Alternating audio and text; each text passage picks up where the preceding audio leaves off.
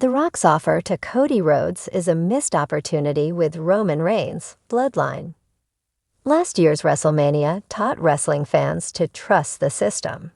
At least it should have. When it seemed like WWE was going to pause Cody Rhodes' story in favor of a dream match between The Rock and Roman Reigns, fans revolted. As a result, WWE pivoted, and in the end, nearly everyone went home happy. I'm reminded of this following last Friday's SmackDown, where many viewers were dissatisfied at the start of WWE's new storyline, The Temptation of Cody.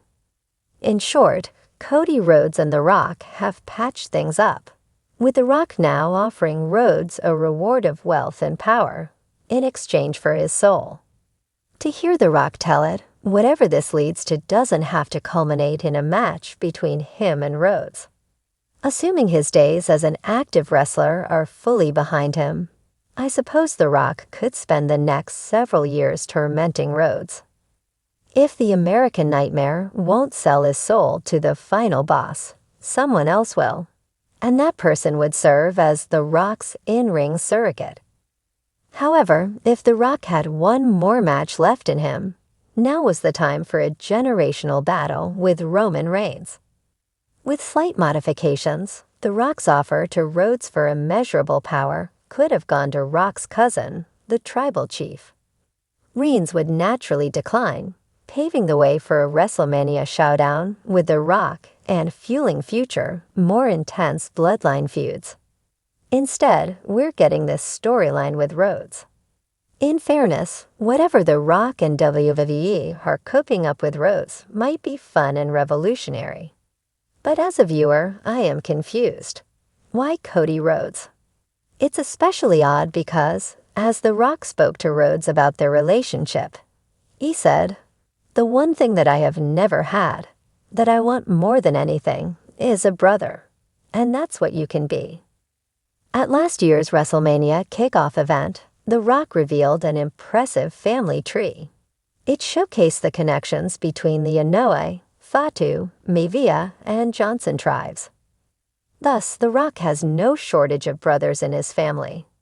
Setting Reigns aside, Jacob Fatu, Solo Sikoa, or Jey Uso, who has a world title match at WrestleMania, are all family. Why not bless them with such riches?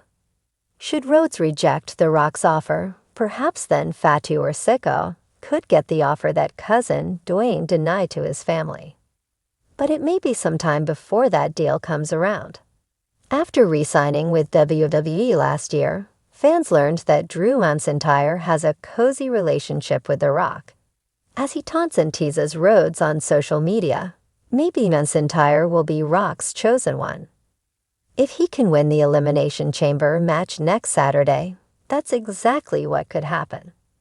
There's also a wild possibility that John Cena, in the twilight of his career, could fork over his spirit to the Great One in exchange for a record 17th world title. Oh, and more opportunities in Hollywood. While that's a strong option, it may not be the best way to have the squeaky clean Cena go out in his final year as a wrestler. Then again, Rhodes, who refused to go rogue while performing in AEW, might actually take Rock up on his offer, telling fans to stick it, brother.